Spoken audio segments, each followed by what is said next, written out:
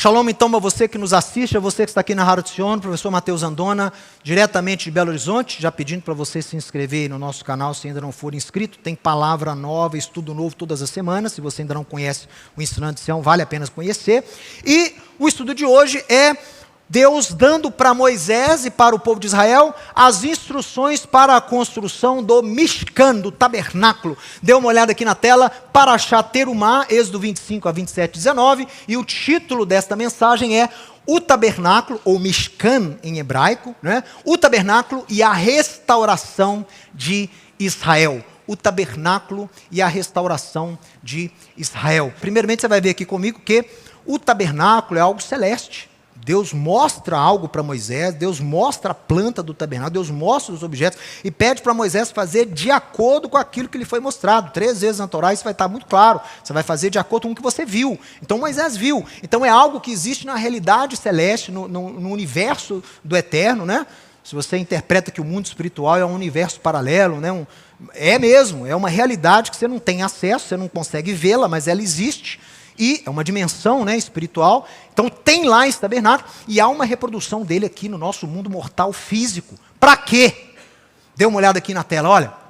Pessoal, o Mishkan, é o tabernáculo, ele é a representação de uma coisa que existe no céu. Mas qual que foi a intenção de Deus quando ordenou que se construísse aqui na terra um tabernáculo móvel? Já que Deus, atenção, Deus não pode ser confinado a nenhuma estrutura humana ou celeste. E não é só Paulo que disse isso lá no seu discurso no aeróbico, não. Os profetas de Israel fazem a mesma coisa. O homem não pode construir casa nenhuma para conter Deus. Então, se Deus não pode ser contido, se Deus não habita em prédios feitos por mãos humanas, para que construir então um tabernáculo? Mas o próprio mandamento que Deus deu a Moshe para construir esse tabernáculo, já explica essa pergunta aqui, já responde isso aqui para nós.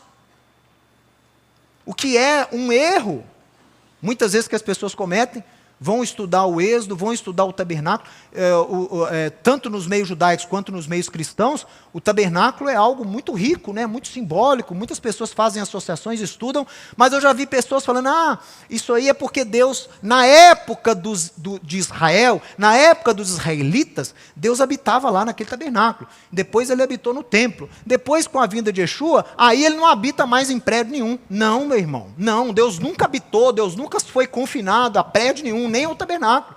Olha, palavra por palavra, o que o Eterno diz a Moisés em relação à construção do tabernáculo. Olha aqui. Ve'asu li mikdash, ve'shachanti betoham. Em português, me farão um mikdash, um santuário, ve'shachanti, e eu vou habitar, não é habitar, é porque em português habitar tem um sentido de... Aqui é shachanti, aqui que vem a palavra Shekhinah. Você não usa Shekhinah? Shekhinah é a presença divina, palpável, é a presença divina visível e palpável. Essa presença divina, Veshachanti, e eu vou habitar com a minha presença divina onde? Faça um santuário para que eu habite com a minha presença divina, leia aqui comigo, dentro deles, dentro do povo. Então o intuito nunca foi habitar dentro do tabernáculo. Deus habitava lá no Kodesh HaKadoshim, no Santíssimo Lugar, tinha cortina. Não!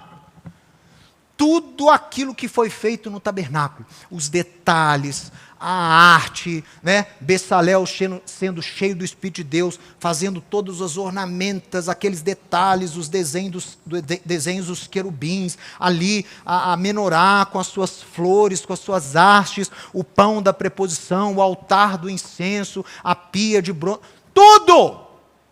A sequência de sacrifício, quando que tinha que fazer o quê, onde que entrava, onde que não entrava, como é que tinha que entrar, quem podia entrar, tudo isso tinha um só objetivo: fazer com que Israel fosse a morada de Deus. Não no tabernáculo, mas dentro de cada indivíduo. O sujeito ia aprender conceitos celestes, porque o tabernáculo é algo celeste, representado aqui. Então, ele ia aprender no tabernáculo conceitos celestes e ia aplicar na sua vida. E se ele aplicasse aquilo na sua vida, ele seria o quê? Morada de Deus. Por isso que você vai ver aqui, os rabinos falam que Israel é a morada de Deus. Por quê? Porque tinha o templo, porque tinha o tabernáculo? Não. Porque o judeu tinha que aprender conceitos, valores, princípios, para que ele seja a morada do divino. Então tudo que ele via lá, por exemplo, o tabernáculo vai ensinar muito sobre santidade, Kedushá. Você tem que aprender a ser santo. O tabernáculo vai ensinar para o judeu que Deus faz escolhas. E não cabe a você, criatura, questionar o seu Criador. Deus escolhe. Deus escolheu a família de Arão para sacerdócio, não escolheu o judeu da tribo de Naftali. Não escolheu a tribo de Ruben. Escolheu os descendentes de Arão, dentro da tribo de Levi. Pronto. E não era qualquer israelita que podia entrar lá em todas as partes do tabernáculo. Tinha uma divisória. Por quê? Exigia santidade. Então o israelita entendia o quê? A importância da santidade para se aproximar a Deus. Aqui, o que o tabernáculo ensina? A gravidade do pecado. O judeu entendeu o que é pecado, foi por causa do tabernáculo.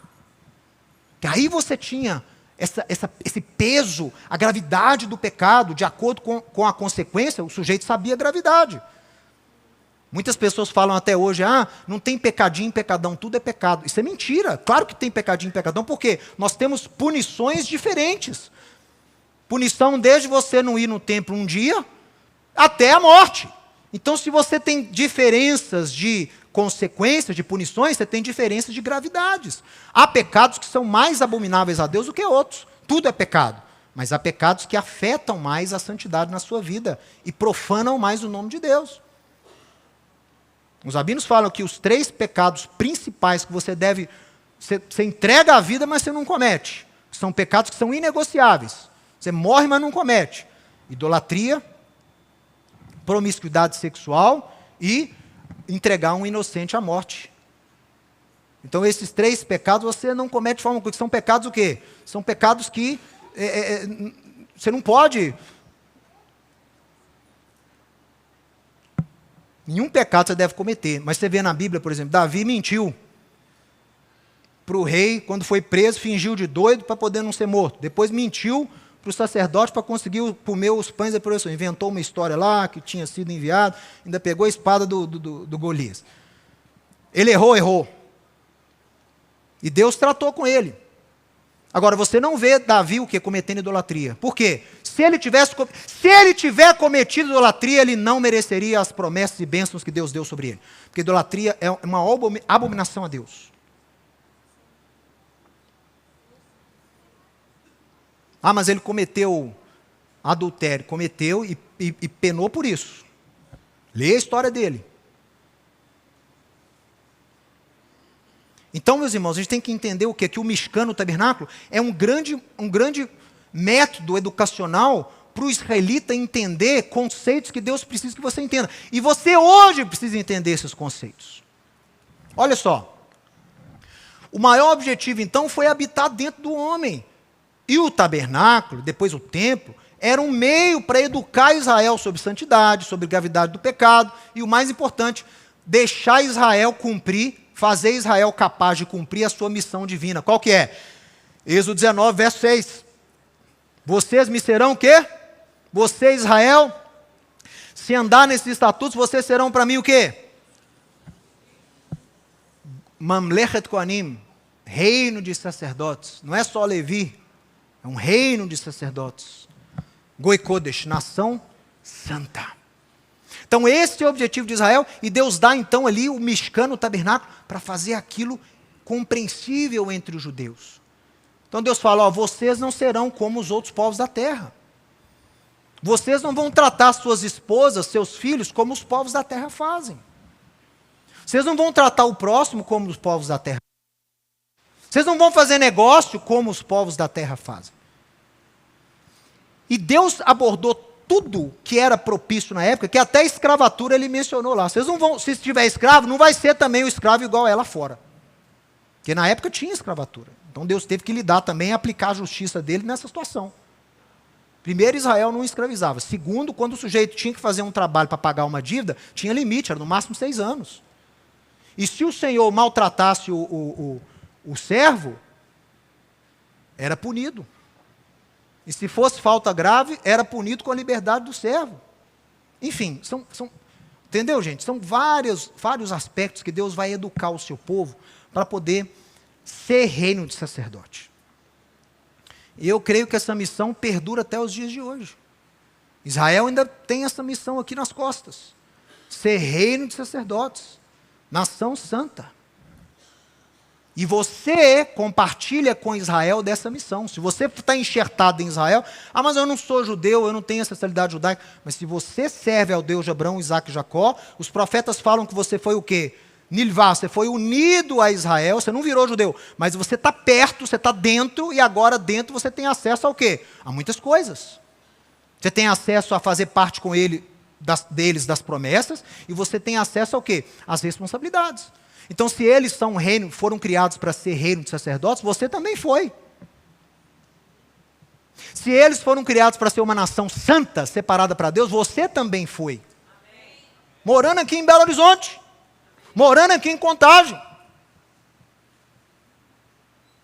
Eu sou, junto com Israel, reino de sacerdote e nação santa. Eu tenho que viver minha vida para ser a morada de Deus. Deus está comigo aonde eu vou. Se Ele habita em mim, eu o levo para onde eu vou. E aonde você tem levado o eterno? Onde você tem levado consigo? Olha.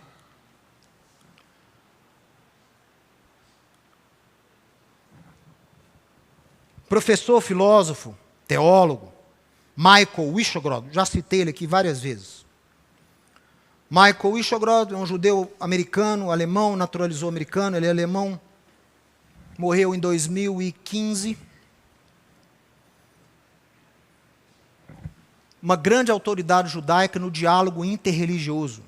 Era um filósofo, um cara inteligentíssimo, ortodoxo, mas que entendeu o quê?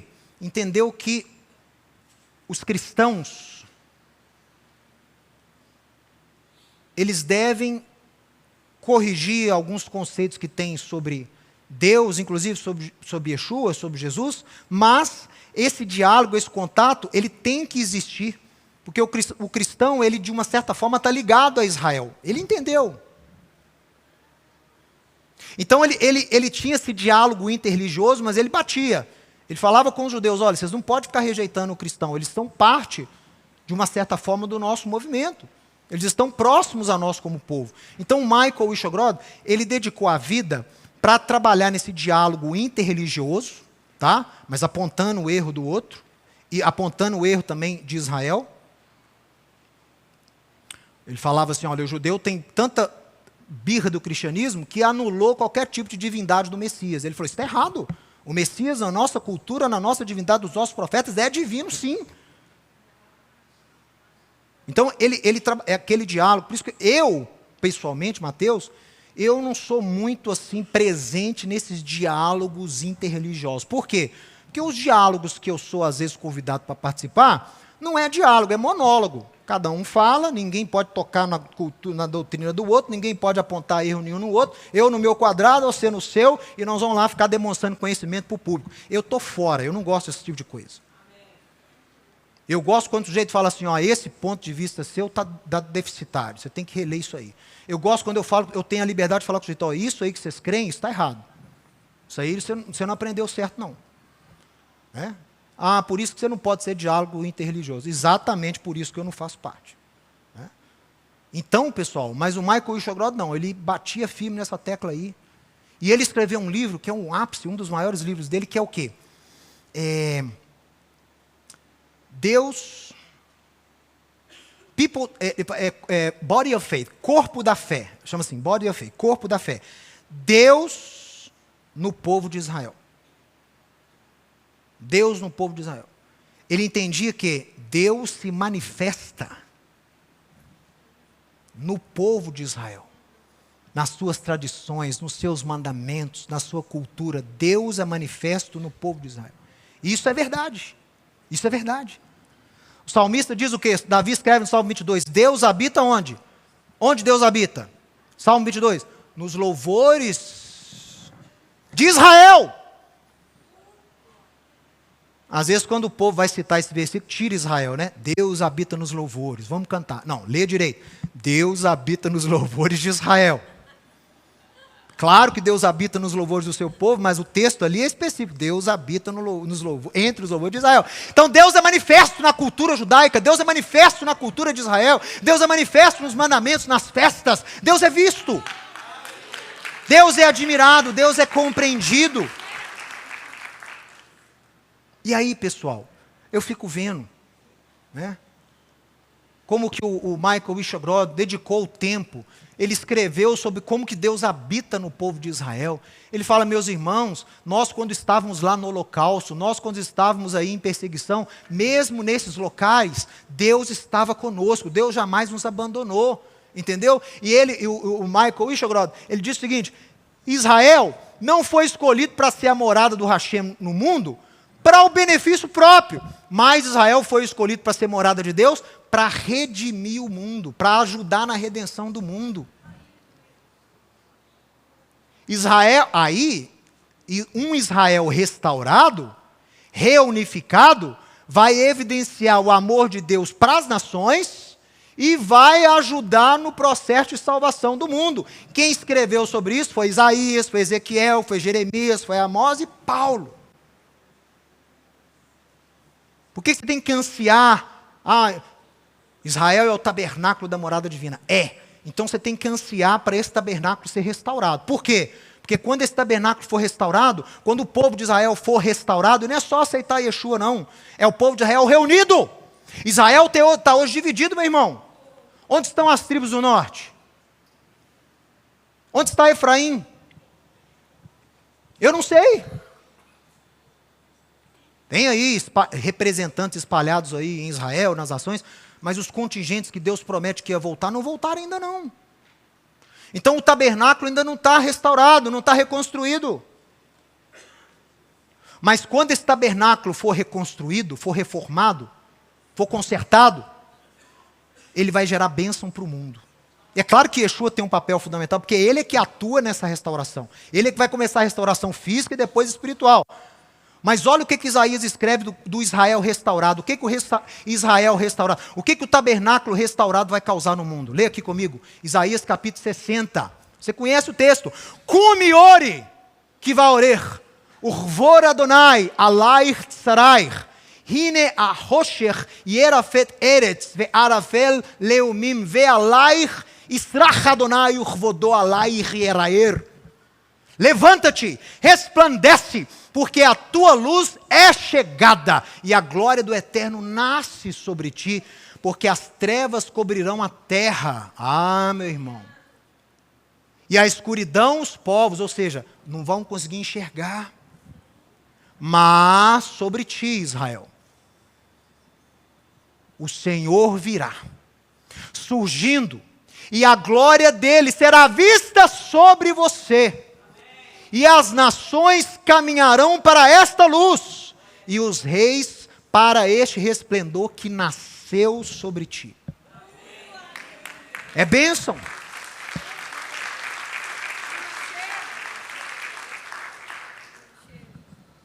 Por isso que você vê o amor de Yeshua, o amor dos apóstolos, para poder restaurar Israel.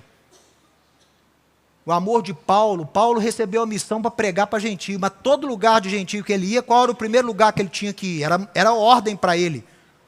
Sinagoga. Primeiro lugar, ele chegava num lugar, mas eu tenho que pregar para o gentio. Mas eu vou primeiro o quê? Numa sinagoga local. Por quê? Porque o evangelho é o poder de Deus para a salvação. Primeiro para o judeu, depois para o grego. Então ele cumpria essa missão. Ele ia primeiro a Israel. Ele ia contribuir para a restauração de Israel. Porque ele sabia que a restauração de Israel em Yeshua gera bênção para o mundo. Yeshua fala com os discípulos mais de uma vez, vão e não parem no caminho não, vocês vão anunciar as ovelhas perdidas da casa de Israel. O que é casa de Israel? Não é o povo todo de Israel não. Se ele falasse aos filhos de Israel, aí é o povo todo, que é os filhos de Jacó. a descendência de Israel. Aí a descendência de Jacó são todos judeus. Mas toda vez que ele fala a casa de Israel, toda vez que Isaías fala casa de Israel, toda vez que Jeremias, Ezequiel falam casa de Israel, eles estão se referindo a quê? As tribos do norte. Israel, Judá.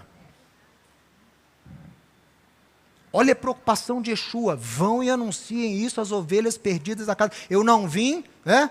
A mulher cananeia tenta lá, eu não vim senão para poder anunciar o evangelho às ovelhas perdidas da casa de Israel. Olha o desejo que ele tinha de impactar essas tribos aí perdidas ali na Ásia Menor. E a minha teoria, o meu entendimento, isso não é doutrina, isso é um entendimento pessoal, é que Pedro, na sua carta, tenta endereçar a esses judeus de Israel perdidos aí no mundo conhecido na época. Se você lê ali a introdução da 1 Pedro, você vê os locais que ele está escrevendo, e ele endereça, olha, aos eleitos de Deus na diáspora.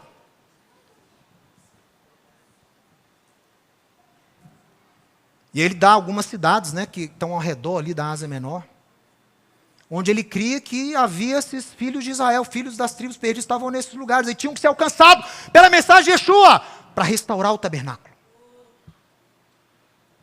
Não há redenção sem a restauração do tabernáculo, sem a restauração do povo de Israel. E as profecias de Jeremias, de Ezequiel, de Isaías, elas vão se cumprir. Israel vai ser reunido. Judá e Efraim vão ser reunidos novamente. E essa restauração vai ser bênção para o mundo. E eu acho que Yeshua vai ser o pivô, ele vai ser o tema central dessa restauração. E Pedro ainda fala, vocês que não eram povo, agora são. Ah, ele está escrevendo para gentio. Não, meu irmão. Esses que foram lá no século 7, no século 8, antes de Cristo, dispersos, eles são considerados por Judá o quê? Gentios. Você acha que Judá aceita eles como judeu? Judá não quer saber deles, não. Judá está igual o irmão mais velho lá da parábola do filho pródigo. Não quer saber, ficou muito tempo lá fora, já não é nosso, já está parecendo igual outro povo, já veste igual outro povo, já fala igual outro povo. Não tem mais nada a ver conosco, não. Mas eu creio nas promessas de Deus. Eu creio que cada promessa de Jeremias, toda vez que Jeremias fala a casa de Jacó, casa de Israel, casa de Jacó, ele está referindo a um Israel reunido. Casa de Israel quer dizer as tribos perdidas. Então, se Yeshua teve essa preocupação, se Pedro teve essa preocupação, que os profetas todos anunciaram que ia tudo ser reunido. Se você ler Ezequiel 37, o que é Ezequiel 37? Lembra aí de cabeça. Fala alto para mim. A visão dos ossos, do vale de ossos secos. Para quem que é endereçada essa profecia? O pessoal lê, mas não entende. Lê direito o capítulo 37. A restauração da casa de Israel. O Ezequiel compara esses ossos secos voltando a viver com a restauração das tribos perdidas de Israel. É uma profecia dada à casa de Israel. Jeremias 31, eis que vem dias, eu vou falar aqui, que farei eis que vem dias, que farei uma nova aliança. Com quem?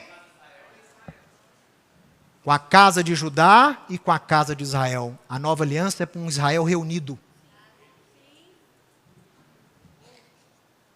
Então está entendendo por que você tem que preocupar com a restauração do tabernáculo? Esse tabernáculo tem que ser restaurado, meu irmão. Yeshua não volta enquanto esse tabernáculo não for restaurado. E aí eu entro no tema da minha palavra. Agora eu tenho só 10 minutos, mas eu vou falar para você. O apóstolo Paulo entende a importância da restauração de Israel quando ele fala para os romanos que quando Israel for restaurado, vai ter uma bênção para o mundo sem precedentes. Olha o que ele escreve em Romanos 11:15. Se a rejeição que eles tiveram em relação a Yeshua resultou em reconciliação do mundo, as nações puderam começar a readentrar o povo de Deus, quanto mais será a aceitação dos judeus, a restauração dos judeus em Yeshua, senão vida dentre os mortos. A Terriat Hametim, ressurreição. Ressurreição é um sinônimo de mundo vindouro. Paulo entendeu as palavras de Isaías. Israel foi criado para ser esse mexicano de Deus. Diga amém, meu irmão. Por isso que eu fico vendo aí, cristão antissemita, está dando um tiro no pé. Não pode existir cristão antissemita, não pode existir. Eu me recuso a aceitar que existe cristão antissemita. Eu sei que existe, mas eu não quero aceitar isso. Esse é o meu diálogo interreligioso. É chegar para o sujeito e falar assim, você aprendeu errado. Ah, mas para dialogar você não pode me acusar. Então não dá para dialogar com você, então. Eu vou falar, vocês aprendem. Se tem cristão que tem aversão a Israel, aprendeu errado. E a culpa não é do coitado, não, é de quem ensinou. E está cheio de professor de Bíblia picareta aí fora. Que se fosse aplicado os requisitos que Paulo dá a Timóteo para o líder, o sujeito estaria fora. Só está lá porque anulou a palavra. Israel foi criado para ser o local da habitação de Deus entre as nações. Aí, toda vez que você anuncia o evangelho em Yeshua, você está trabalhando para restaurar o tabernáculo, não está? Cada judeu que entende a figura de Yeshua, nasce de novo, é um pouquinho do tabernáculo que está sendo restaurado. Mas a restauração não é só levando o evangelho de Yeshua. É através de Yeshua você atuando também em outra área. Então tem duas formas de você contribuir para a reconstrução do tabernáculo. Uma é anunciando Yeshua, essa é a mais importante, mas tem outra também. Olha o que eu vou falar aqui.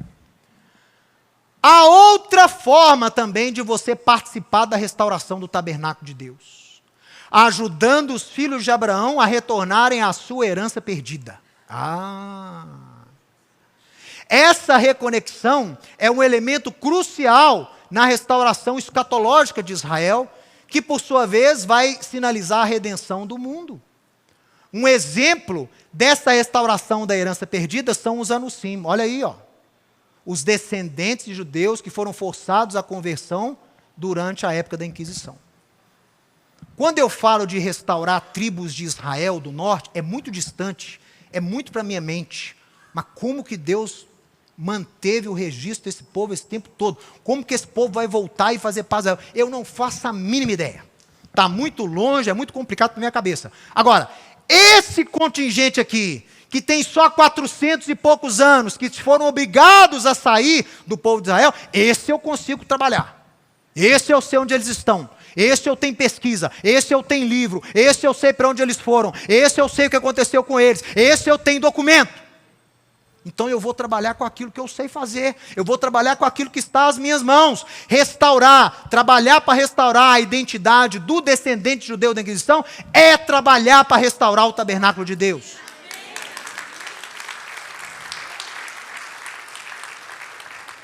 E essa é a nossa missão. Por isso que essa casa aqui foi construída paralelamente com esse objetivo. Restaurar os filhos de Abraão da época da Inquisição.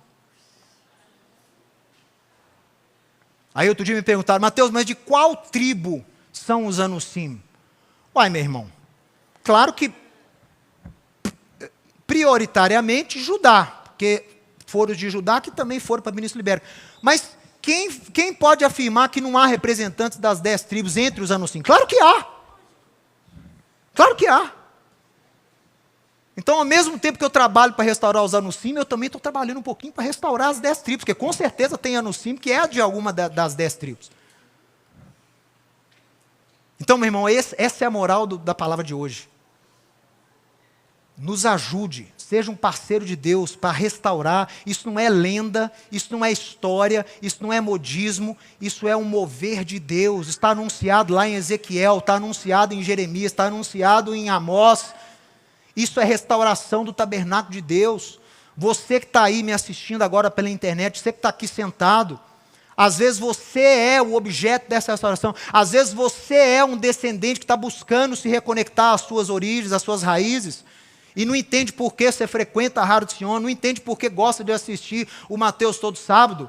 Eu te falo por quê. Porque você tem na sua alma uma alma judaica. Você esteve lá no Sinai. Deus fala com Moisés no Sinai, eis que faço uma aliança com os que estão aqui e com os que não estão aqui também. Eles estão presentes na aliança. Todo judeu do passado, do presente e do futuro estava lá no Sinai. E às vezes você estava lá. Em espírito, mas você estava lá. E agora esse chamado, esse sangue, essa alma judaica está gritando. É hora de voltar para casa. E é aí que eu entro. Aí que eu entro. Aí que entra o Ensinando de Sião. Para ajudar você. Para te ajudar. Porque eu creio que esse é o mover profético. Eu creio que isso é de Deus. Claro que todo mover de Deus, você cresce o trigo, mas o joio vai crescendo perto para poder atrapalhar. É claro que tem isso. Mas eu não posso abandonar a colheita do trigo porque está nascendo um joiozinho lá perto. Ih, não, eu nem me preocupo com o joio. Deixa crescer. Quanto maior tiver, mais fácil é depois para a cega. Deixa. Mas que é um mover de Deus, é. E você está aqui em cumprimento, em resposta a esse chamado. Talvez você não saiba ainda. Talvez você está me assistindo aí e não saiba ainda. Mas você tem sido assíduo, você tem assistido, você tem dedicado. É porque você sente que é algo. Meu irmão, isso existe. Essa reconexão é crucial para a restauração escatológica. Então nós temos que ajudar nessa restauração dos anos 5. E está perto, igual eu falei, está perto, está ali na mão, está fresco ainda, eu consigo entender, eu consigo enxergar, eu sei a história, eu sei para onde foram, eu tenho registro de portos, eu sei onde atracaram, eu sei. Olha aí, sabe quem é esse homem aí? Quem foi? O tataravô do Silvio Santos. Ele é o famoso Dom Isaac Abravanel, ou Abarbanel, mesmo nome. Esse homem foi usado por Deus no século XV, meu irmão. Ele é português, judeu português.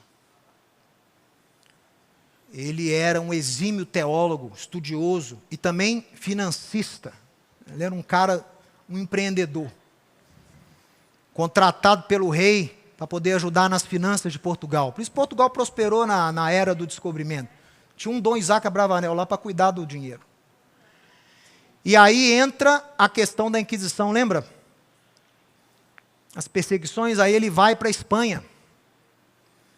E na Espanha vem, em 1492, o decreto de Alhambra, que expulsa o judeu da Espanha. Aí ele tentou convencer os reis, Fernando e Isabel, falou, não faz isso não.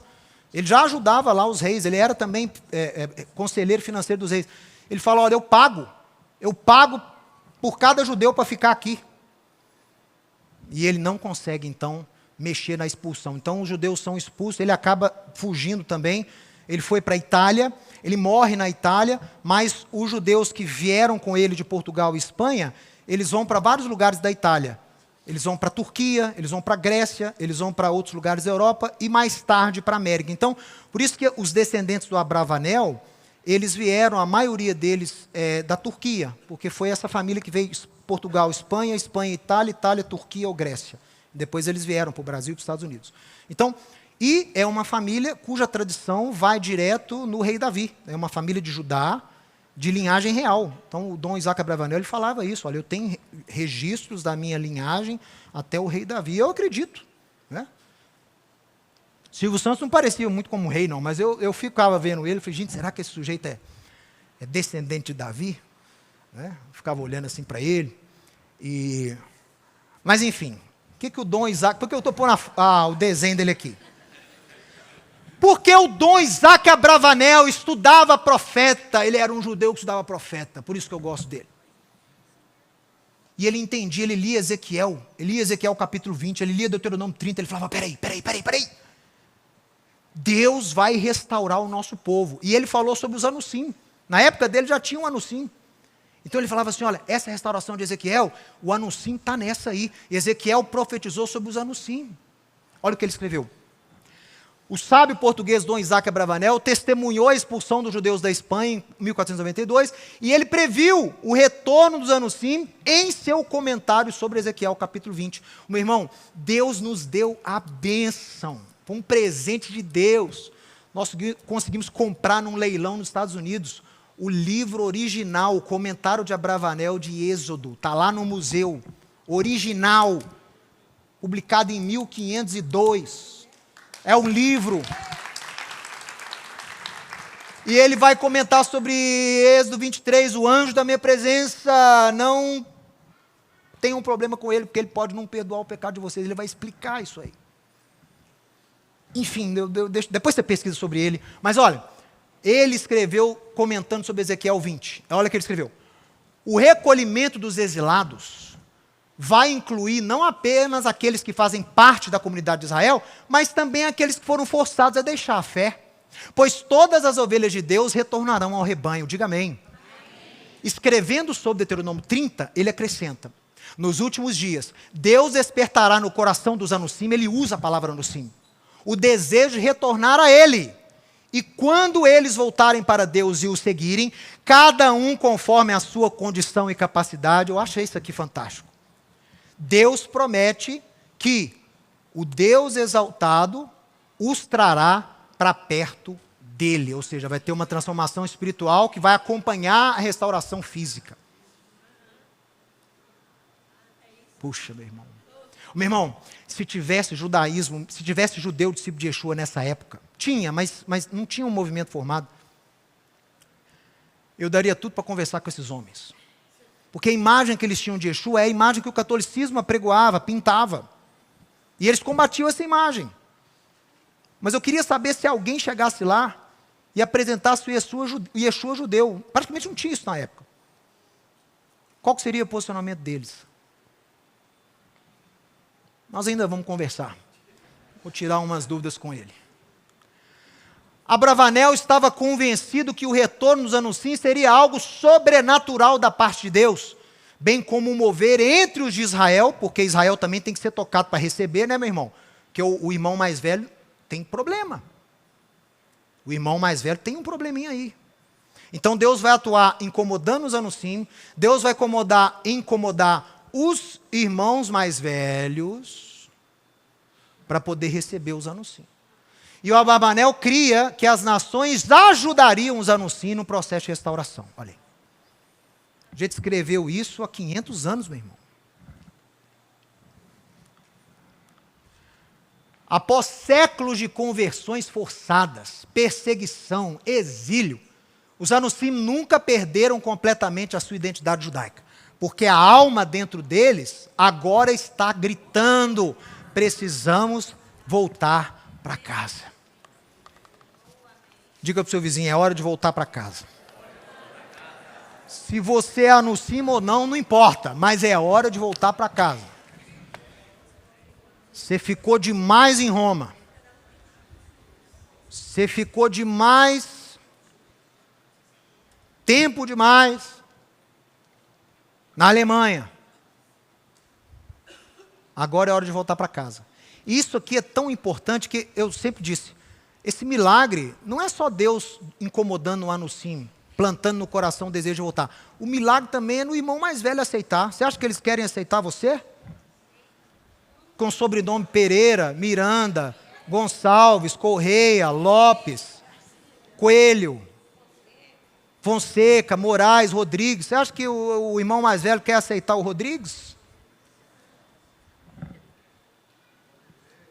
Oliveira? Não quer não. Então, mas eu vejo que Deus está trabalhando em paralelo. Meu irmão, está gravando aqui, mas eu vou falar mesmo assim. O presidente da União das Congregações Judaico-Messiânicas, que é a maior organização de judeus crentes do mundo, fez questão de vir aqui participar da conferência Anuncim.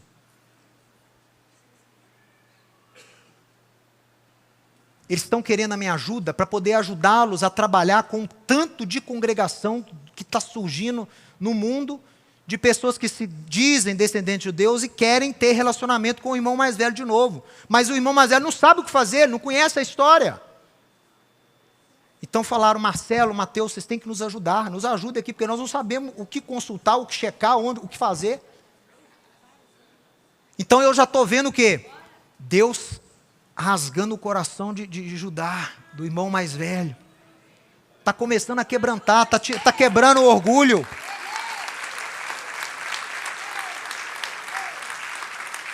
Está quebrando o orgulho, meu irmão. Que é um orgulho, né? E eu entendo. A minha família teve que distanciar da tradição para continuar viva. para ter descendente. A sua sofreu, fugiu, foi para o lugar e conseguiu manter a tradição. Seus avós, seus parentes foram todos rabinos.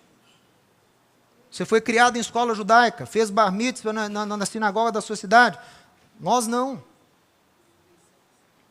Nós descobrimos que tínhamos linhagem judaica com os nossos 20, 30, 40, 50 anos. Nós tomamos conhecimento dessa história já adultos. Então, é natural haver uma certa rejeição. Mas Deus está quebrando isso. Eu estou vendo já. Eles querem receber. Tem oposição? Tem. Vai comigo aí numa dessas conferências que você vai ver a oposição lá. Parece o Senado brasileiro. O negócio é caloroso. Mas ninguém pode negar que a mão de Deus está por trás disso. E eles sabem disso, por isso que eles estão vindo aqui esse mês. E você estará aqui com a graça do Eterno, você estará aqui comigo. Olha, e aí, pessoal, para a gente encerrar, eu quero dizer para você que o retorno dos Anusim é um testemunho da restauração de Israel. E ele ecoa a visão do Vale dos Ossos Secos de Ezequiel, que é uma profecia para Israel, para a casa de Israel. Eis que abrirei as vossas sepulturas e vos farei sair das vossas sepulturas, ó meu povo, e vos trarei a terra de Israel. Essa é a promessa. O profeta Jeremias também anunciou essa restauração de Israel, através de uma aliança renovada, para um Israel reunificado. A nova aliança ela é eficaz com o Israel reunificado. Eis que farei com a casa de Judá e com a casa de Israel uma aliança renovada. Então, aqui ó, novo insight para você. A nova aliança só estará completa com o retorno dos desterrados de Israel. Porque ela é feita com a casa de Judá e com a casa de Israel. Ela tem que haver essa restauração. Claro que ela já ocorre antes, mas ela vai ocorrer na plenitude com essa restauração de Israel. Por isso que eu sei que os dois vão ter Yeshua. Eis que vem dias, diz o Eterno, em que farei uma nova aliança com a casa de Israel e com a casa de Judá. Porei a minha lei dentro deles, a escreverei no seu coração, eu serei o seu Deus e eles serão o meu povo. Essa é a nova aliança.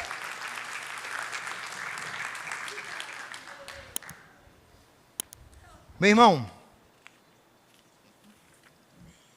posso não ver isso nos meus dias. Posso não ver o retorno do Anusim nos meus dias. Meu pai pode não ver nos dias dele. Pode ser que a obra não seja completa no nosso tempo de vida. Mas mesmo assim eu não tenho direito de me isentar do trabalho. É a nossa missão. Essa é a nossa missão, essa é a missão do Ensinando Sião. Hoje, depois de quase 30 anos, nós entendemos. Na época nós não entendíamos tão assim.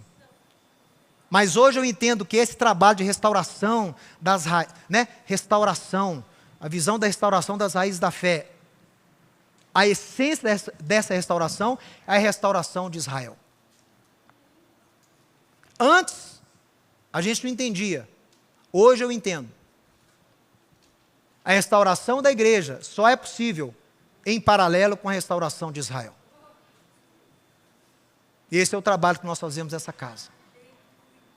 Restaurar você que tem esse sangue judaico, que está buscando ser reconectado.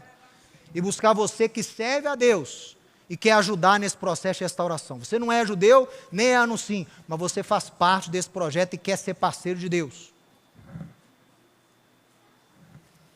E aí eu encerro dizendo o seguinte: a restauração dos Anusim é parte do processo de restauração de Israel. Deus aqui ó, vamos lembrar de Esther? Deus vai trazer os dispersos. Deus vai restaurar os Anusim. Quer você se envolva ou não. Mas, hoje Ele nos dá a oportunidade de participar dessa redenção, sendo os parceiros dEle. Você vai aceitar esse desafio? Que Deus vai cumprir a sua promessa para Ezequiel, para Jeremias, para Amós? Vai. Você entendendo, ajudando ou não? A oportunidade que Ele está nos dando hoje, aqui nesse sábado, é o seguinte: você vai ser parceiro do Eterno nesse processo e vai receber a bênção também. Igual o Mordecai falou com Esther. O que ele falou com a Esther? Ó, Deus está te dando a oportunidade de você trabalhar para livrar o povo de Israel. Você pode escolher dizer sim ou você pode escolher dizer não. Se você disser não, Deus vai livrar o povo judeu da mesma forma. Ele vai levantar outra pessoa e vai livrar o seu povo. Mas você e a sua casa vão perecer.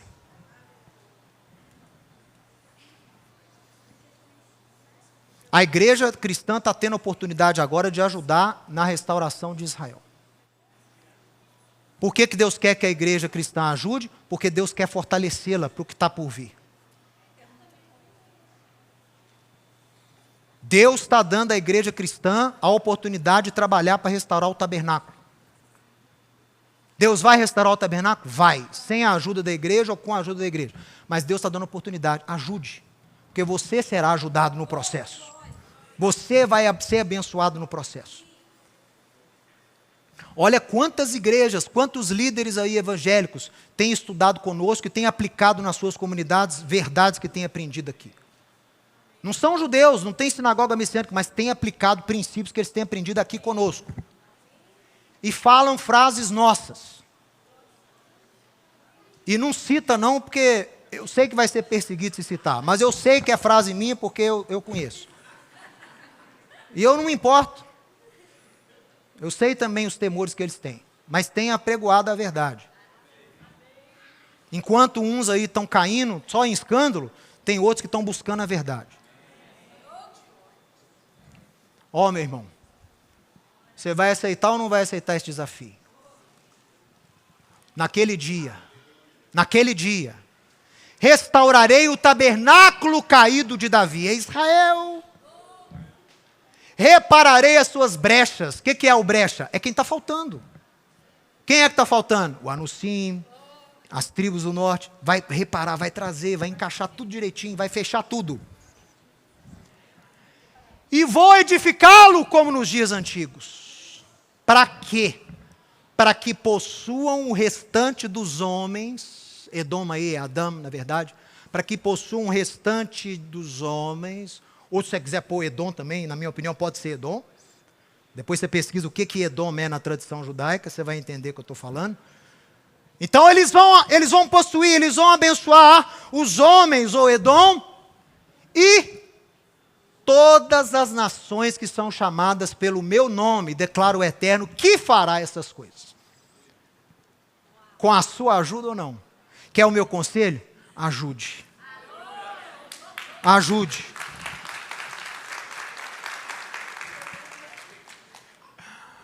Em Yeshua, nós somos os tabernáculos vivos da Shekhinah. Estou falando aqui de Israel, mas você também é morada de Deus, meu irmão. Você tem Yeshua no seu coração.